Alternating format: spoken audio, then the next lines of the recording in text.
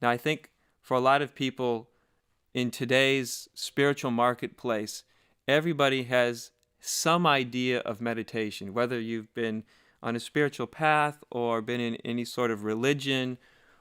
Everybody at least has heard about meditation. Now, our ideas about meditation are usually colored by our past conditioning, what we've learned, what we think meditation is, where we think it should go. But it's very useful to start out with realizing that meditation can serve a whole array of agendas. So people meditate sometimes for better physical health. They meditate for better emotional health. They meditate to learn how to still their bodies, to still their minds. Some people meditate to open up certain subtle energy channels within their bodies. Sometimes those are called chakras. Some people meditate to develop love, to develop compassion. Some people meditate in order to achieve altered states of consciousness.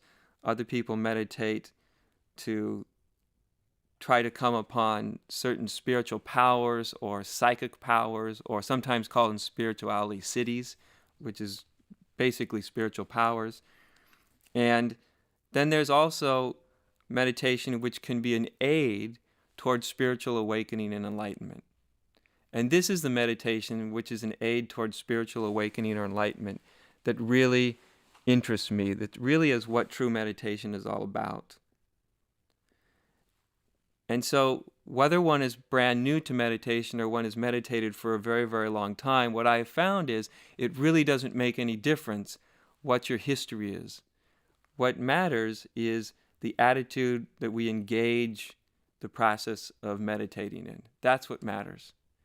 And the most important thing is that we come to meditation with a really open attitude, an attitude that's very innocent, which means an attitude that's not colored by the past, by what we've heard about meditation, through culture, through media, through our various spiritual and religious traditions.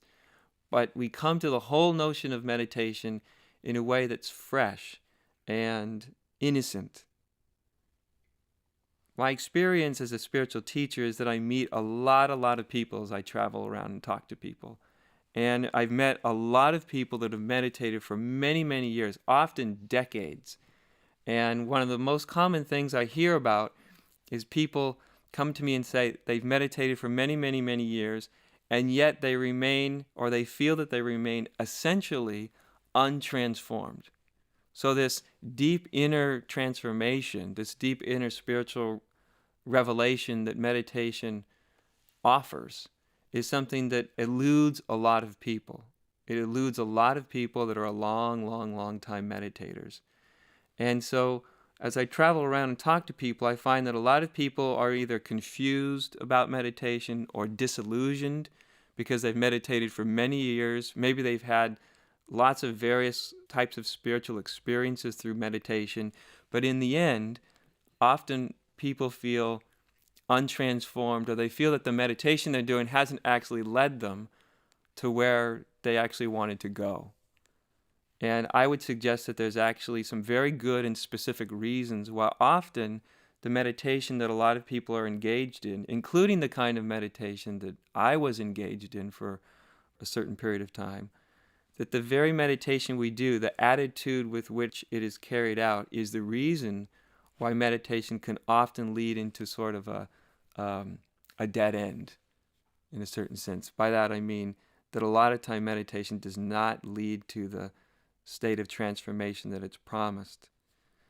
And one of the reasons for this is actually extraordinarily simple, and therefore it's very easy to miss, is that the state, what we could call the awakened state of being or the enlightened state of being, could also be called the natural state of being.